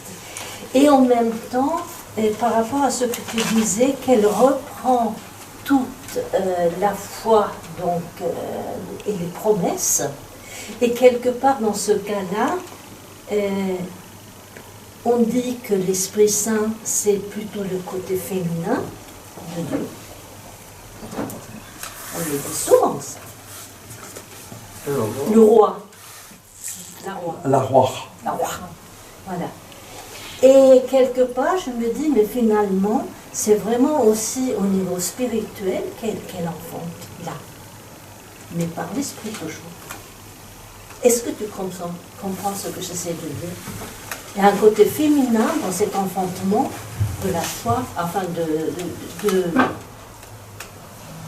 des promesses qui ont été faites, tac, ça se termine, et ils sont à nouveau enfantés en Jésus. Ça va un peu loin, mais je n'arrive pas à l'exprimer, il y a quelque chose. Je ne sais pas si j'ai bien compris ce que tu dis, mais effectivement, Marie, en accueillant l'ange, Oui. Elle accueille l'annonce qui lui dira que par l'Esprit Saint, elle enfantera le Christ. Oui. Et donc, effectivement, l'Esprit Saint, qu'on traduit par pneuma en grec, qui est un mot masculin, mais roi en hébreu, qui est un mot féminin, Oui. on présente souvent la personne de l'Esprit Saint comme la personne féminine. Bon. Pourquoi pas, moi ça ne me gêne pas, mais ce qui me paraît intéressant en tout cas, alors je ne sais pas si je réponds à ta question, mais ce qui me paraît intéressant, que j'ai essayé de dire peut-être maladroitement, c'est que Marie, pour accueillir l'annonce qui lui est faite par l'ange, être dans cette écoute, Oui. et pour être dans la foi que par l'Esprit Saint, elle va enfanter le Fils de Dieu, elle récapitule tout le donné scripturaire. Oui. Autrement dit, elle reprend tout le donné de l'écriture, et tellement qu'elle rappelle Abraham, donc le père de la foi. Oui. Et donc, ça montre que finalement, pour être dans cette ouverture au divin, il faut que nous le soyons à partir de la parole. De la parole. Et la parole, c'est fondamentalement le verbe. Le verbe qu'elle va incarner, puisqu'elle va lui donner naissance dans la personne de Yeshua, que Saint Jean dira, c'est le verbe s'est fait chair. Et effectivement, ce qui est intéressant ici, c'est que Marie, d'une certaine façon, elle devient la synthèse entre la parole extérieure et la parole intérieure. Que, après, le Christ va être, hein, puisqu'il est le Verbe incarné. Mais voilà, il y a cette espèce d'articulation. Et c'est cette parole qui va nous mettre dans ce mouvement d'exigence. Heureux les miséricordieux, heureux les pauvres de cœur, heureux les artisans de paix. Autrement dit, heureux ceux qui fabriquent le monde nouveau. C'est ça. C'est ça. Là, le Verbe nous énonce le monde nouveau qui est à devenir. Qui est à advenir. Et non pas, si le monde va mal, c'est que vous avez péché. D'accord ? D'accord. Mais je ne sais pas si j'ai répondu à ta question. Non, mais tu l'as débloqué. Ah, ça va. D'autres... Françoise, je sens le point d'une question. Oui, j'étais en train de me poser la question de savoir si... Alors il faut parler fort parce que je suis vieux et sourdingue. J'étais en train de me poser la question de savoir si Marie était la synthèse ou bien si elle était le lien ou la porte-parole, justement. Elle n'est pas plutôt le lien entre la parole, entre l'Esprit Saint et la parole et le Verbe, justement. C'est elle qui va enfanter du Verbe. Donc c'est elle qui va servir de lien pour que ce Verbe devienne vraiment audible, si j'ose dire. Et elle ne serait pas plutôt pas la porte-parole, plutôt que la synthèse. La synthèse, pour moi, c'est une notion de conclusion, de quelque chose de fini. Or, c'est elle qui met en place également, qui ouvre la porte et qui donne naissance, en fait, qui est aussi l'initiatrice qui permet à cette parole d'être là, d'être entendue. Oui, alors, moi je suis tout à fait d'accord, parce que quand je dis synthèse dans le sens où ça ramasse tout le donné scripturaire du Premier Testament, mais effectivement, après, elle nous fait basculer. Et donc, on pourrait dire qu'elle est le héros de la parole, au sens de celui qui porte la parole, effectivement. Et d'ailleurs, c'est pour cela qu'elle est... alors je sais que là c'est un point de débat qu'on a avec nos amis protestants. Est-ce qu'on peut parler de la virginité de Marie ? Voilà.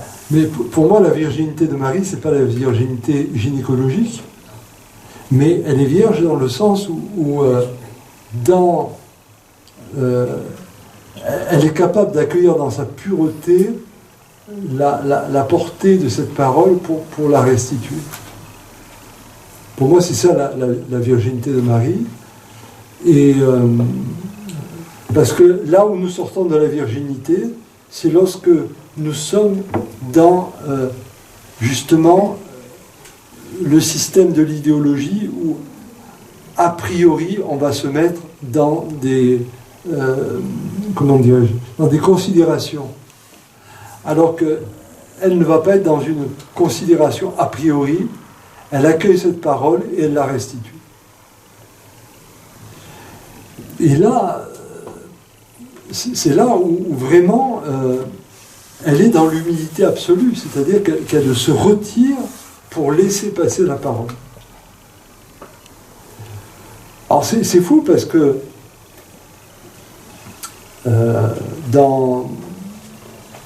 quand on avait présenté le Premier Testament, il y a déjà quelque temps, je parlais du Tzimtzum. Et le Tzimtzum, c'est Dieu qui se rétracte et qui se retire pour que la création soit. Et donc on peut dire que l'humilité là de Marie, c'est pas simplement une sorte de neutralité, mais c'est que vraiment elle se rétracte pour que soit cette création nouvelle. Et d'une certaine manière, quand on y réfléchit, la véritable virginité, c'est pour ça qu'à un moment donné, on parlait aussi de la virginité dans le mariage. Ça a été mal compris, alors après on est parti dans des trucs sur la sexualité où il ne fallait pas se toucher, je ne sais pas quoi, enfin des trucs de notre monde. Non. En fait, c'est comment je vais me retirer pour que l'autre soit. Et inversement. Et donc, à deux, nous retirons, nous faisons advenir non pas le vis-à-vis, mais nous faisons advenir le couple. Et c'est vrai dans toutes les relations. On le dit pour le couple de l'homme et de la femme, parce que c'est l'expression symbolique de la différenciation, mais dans toutes les relations amicales, les relations voilà, qui organisent la vie, eh bien, il faut qu'on apprenne à être dans cette rétractation pour qu'advienne le monde autrement. C'est le Tzimtzum de Dieu, et je pense que c'est le sens de la virginité de Marie. Et ça c'est intéressant. C'est intéressant, et c'est révolutionnaire. Et c'est tout à fait à l'opposé de ce que proposent les systèmes religieux quand ils disent « c'est comme ça et pas autrement ».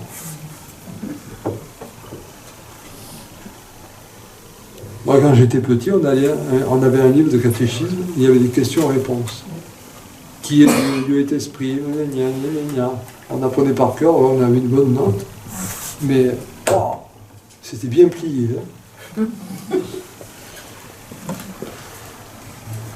Vous avez d'autres remarques où je vous ai anesthésié?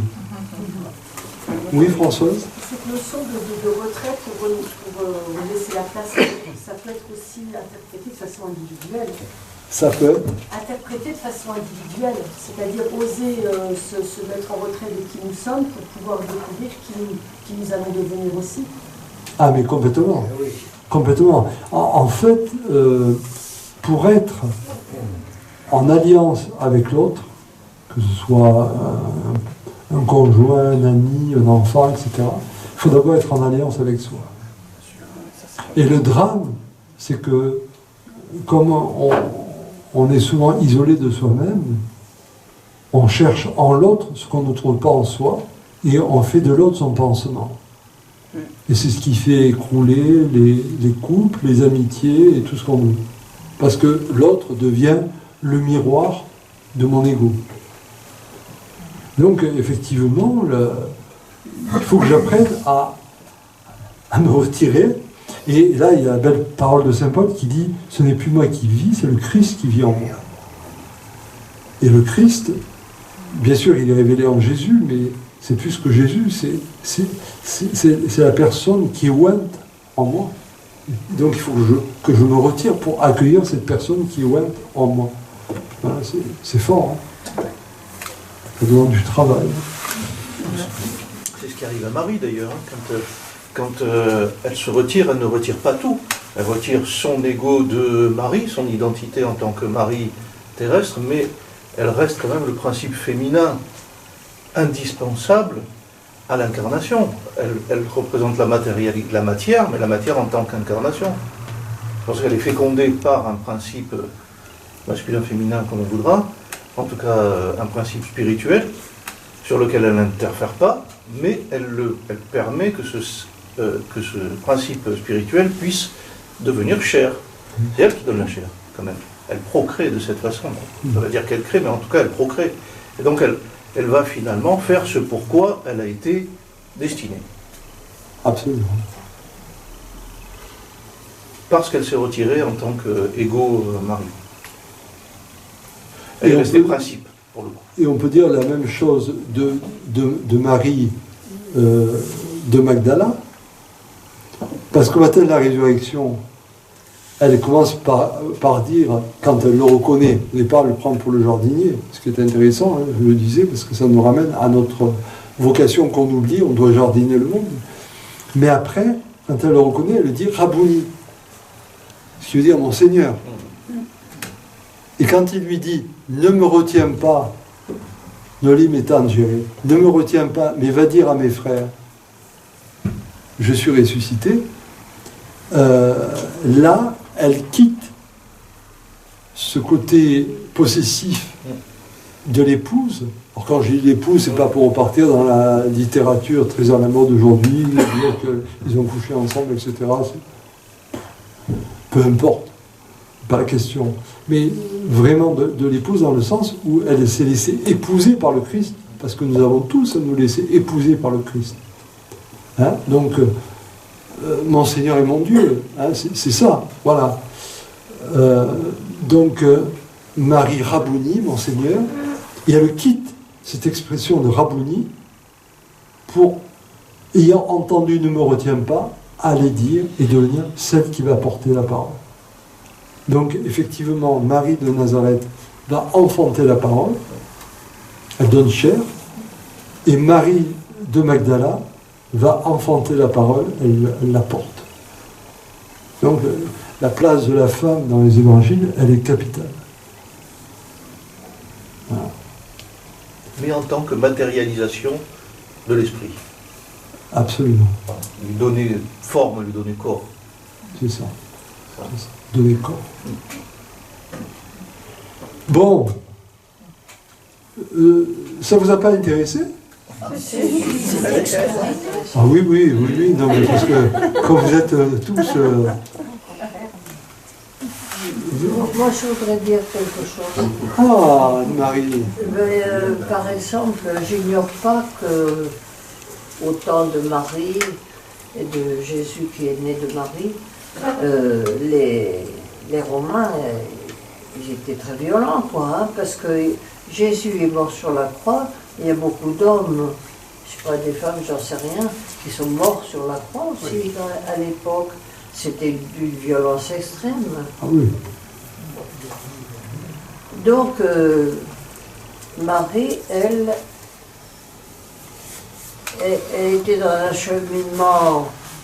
Sa virginité, pour moi, c'était cette pureté dans son regard de foi par rapport à l'histoire, depuis Abraham, comme on a dit tout à l'heure. Et c'est pas au hasard si Dieu l'a choisi, quoi.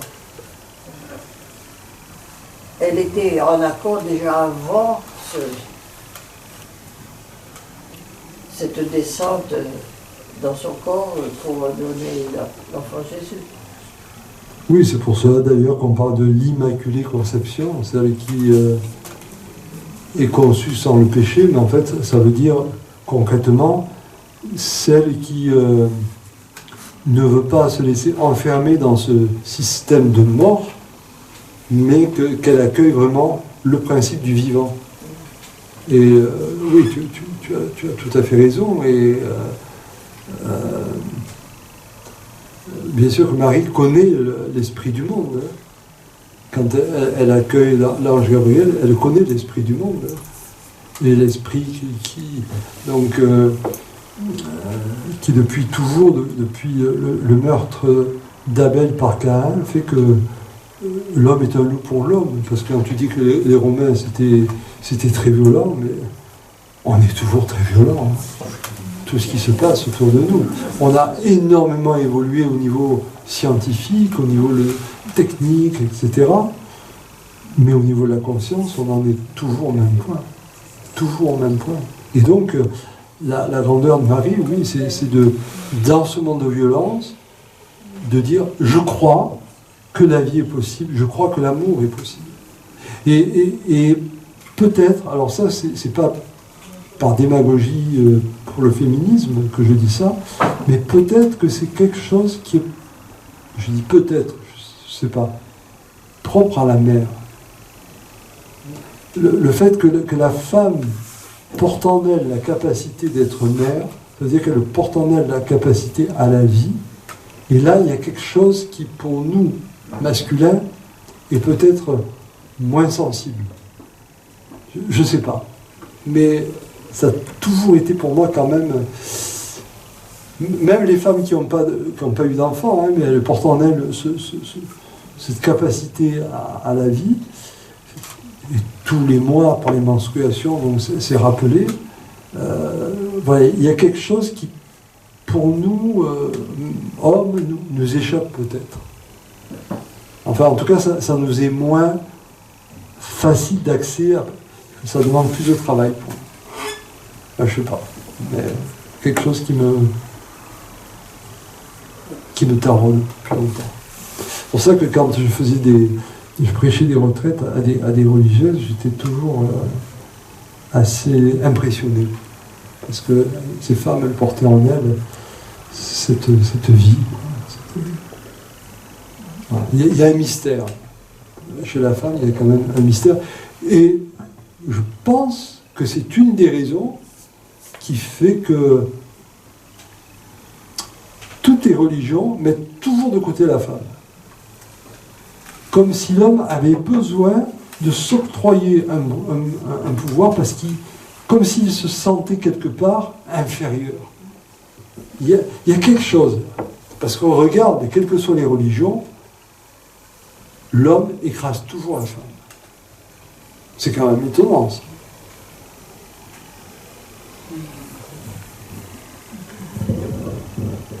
Bon, mesdames, en tout cas, je vous défends. Ah oui, quand même, Norbert. Juste une dernière chose. Alors pour moi, la femme, c'est la porte de l'esprit. Ça, c'est un pas. Voilà. Dans tout ce qui a été dit ce soir, il y a une chose qui, pour moi, est très importante. Enfin, c'est la notion d'amour. C'est-à-dire que dans le christianisme, il y a une notion très importante. On ne peut pas accéder à l'amour véritable par la peur. C'est impossible. C'est quelque chose. Et dans tout ce qui a été dit ce soir, tu nous as permis de mettre en avant les outils qui nous ont été donnés pour sortir justement de cette peur, de cette culpabilité. Parce que l'amour véritable, c'est quelque chose dont on a vraiment, en tant qu'être de finitude, qu'on a du mal à comprendre. Parce que l'amour véritable, il nous relie à l'éternité. Le Christ est vraiment dans... Enfin, pour moi, sa fonction principale, c'est de nous éveiller sur ce chemin. Voilà, je tenais juste à... C'est formidable de terminer sur ce mot, parce que... Oui, tu as raison, le point d'orgue de ce message du Christ à travers les béatitudes, c'est l'amour, au sens où nous nous interdisons la toute-puissance dont nous sommes dotés.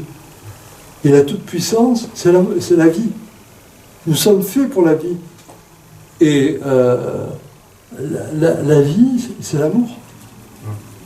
Dans le sens où la vie, c'est de répondre à un autre que soi, et donc entrer dans une relation.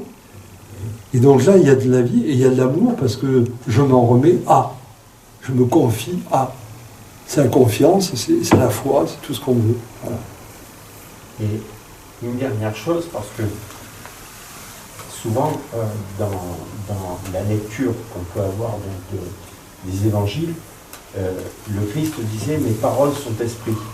On ne peut pas se confronter à l'évangile si on ramène toujours la parole au niveau du corps, de la matière.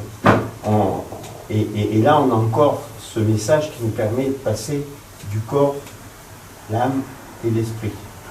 Pour moi, personnellement, c'est une vision, mais par rapport à ce qui a été dit ce soir, il y a beaucoup de choses qui nous permettent de pouvoir naviguer entre les deux.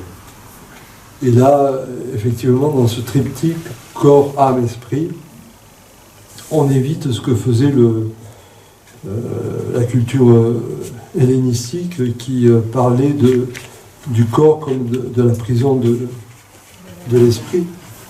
Alors qu'en fait, corps, âme, esprit fait qu'on est dans ce rapport anima-animus dont parlaient certains. Bon, je te remercie Norbert. Merci à vous. Merci. Alors donc, je vous rappelle qu'en principe, nous nous revoyons le 15 mai prochain. Voilà. Si vous êtes encore courageux. Et puis n'oubliez pas non plus que nous aurons un dernier séminaire d'éthique là au mois de mai sur les élections européennes. Alors, la date, je m'en souviens plus, mais C'est le week-end d'après, donc le 22. j'espère que vous l'avez noté. C'est le 25 mai. Le samedi 25 mai. Ce sera juste avant les élections.